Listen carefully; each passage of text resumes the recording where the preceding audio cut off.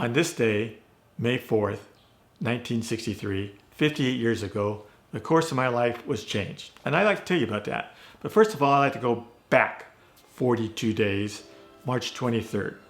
My friend Ron Haller kept inviting me to his church time and time again, and I kept turning him down. I had no interest. I don't want to be involved. Church doesn't sound interesting to me. Sounds boring. I do not want to go. But he kept asking me anyway. Then he started telling me about this new pastor in town. And he had this teenage daughter, our age, a beautiful blonde, and he really liked her, and he liked me to come to the youth group that they were going to go to an ice hockey game and meet her and see what I thought. And he goes, it enticed me a little bit more. He goes, and there's this other girl in our youth group I think you'd be interested in. And so I said, okay, that sounded more enticing to go. Here I'm a senior in high school. I never gone on a date, never kissed a girl, never had a girlfriend. I said, I'll do it. So we all met at Rolling Hills Covenant Church in the parking lot to carpool to the game. Met Donna. Wow, she was a knockout, that's for sure. And then Sherry came, that was the other girl that Ron wanted me to meet, late. And she went in another car that we carpooled up to the Los Angeles Sports Arena. So we had to walk about 4 blocks to the arena, and that's when Ron introduced me to Sherry. So the 4 of us, Donna, Ron, Sherry, and I, all sat together during the ice hockey game and just talked about each other. Basically, they wanted to know about me. So all the questions were, what did you do here? What about your life? And so became really enjoyable evening. I really liked Sherry. I really liked Donna, the other youth in the group, the youth leader. They called them youth sponsors back then. They didn't have youth pastors or youth ministers.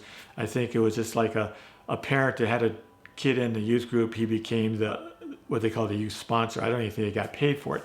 So anyway, I met him. His name was Larry Johnson, his wife Millie. They were just really nice to me. And so after everything was over and we said our goodbyes, they all invited me to come to church the next day. And I didn't hesitate. I said I'll be there because I wanted to meet Sherry again, and all these other people really were friendly. So that's the first time I went to church and was really surprised. Everybody was friendly there. All the adults, they recognized that I wasn't that I was a new person, so they all come up and introduce themselves. I met Donna's parents, Pastor Honette and his wife, Ruth. And so then we went to Sunday school. We had a high school Sunday school class, and afterwards we had church service, and I just really was impressed. So I started going to church. That was the first time I started going to church. Every weekend, the youth group met and did something like going to the beach, having roller skating, going to the movies, just doing something. It was always exciting. I always looked forward to the weekends. So this one weekend, 58 days after we met, which happened to be my birthday, March 23rd, and it was for a Youth for Christ rally. Now, they call it YFC. A lot of the high schools in the area had Youth for Christ clubs, and they would, it was a Christian club. Where I went to school, San Pedro High, we did not. And where Sherry went to school, Palos Verdes High, they did not. I think Donna's school might have had. She went to Torrance High. So once a month they met at a church. It was North Long Beach Brethren Church, and had this big rally. They do all kinds of crazy things, fun games, contests, show movies. Somebody had a speaker.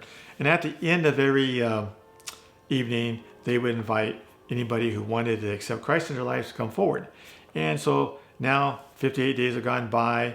Before this, I didn't know anything about Jesus. I knew that there was, he was during the Christmas stories and Easter stories. That's all I knew.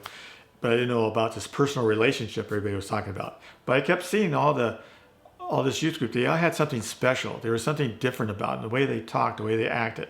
And I wanted that. So I started reading the Gospel of John. I started reading about Romans 3:23. It says, "For the wages of sin is death." Yeah, that was kind of concerning.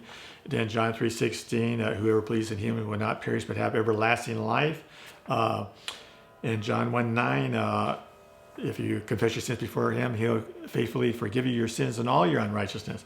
So I was learning all this stuff. So that night I was ready to accept Christ, and I did. I asked Him to forgive me my sins, cleanse me from all my unrighteousness, and I really believe that night that happened. I felt a new man.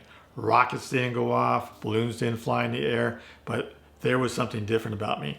One thing that was totally different, I cussed all the time, never around adults or girls. We didn't do it back then, just around the guys. So I had a dirty mouth. And that night, God just cleansed me from that. He washed that out of my mouth. 58 years have gone by now, and I have not cussed at all. That's going through 2 years of the Army where every other word was a cuss word. And I was in the post office for 31 years. A lot of cussing went on there. So that was a big thing. And my life I just felt different. I felt cleansed. I started carrying a Bible around. I started talking about Jesus to my friends. So that's my story. My life changed that night. I've been blessed these 58 years. I'm still good friends with Donna, and Ron is still my good friend. We still communicate. Sherry is now my wife. We've been married this June for 52 years. That youth leader, Larry Johnson, we stayed friends for many years until he passed away a few years ago. He was a mentor in my life. And along with a lot of other people at Rolling Hills Covenant Church, I developed a real strong base. So just a year and a half since when I became a Christian and I went in the Army, I had a strong foundation that got me through all that. Again, that's my story. I'm sticking with it. I feel like if today I died right this moment, that I know where I would be. And I remember in Vietnam when I thought several times this was it, that I was going to die. I had this insurance inside that I was going to be in the presence of God if that happened and see all the other saints. And I really believe that to be true. And I'm sticking with that story too. So I hope you appreciate my little May 4th, 1963 story that changed the course of my life. God bless you.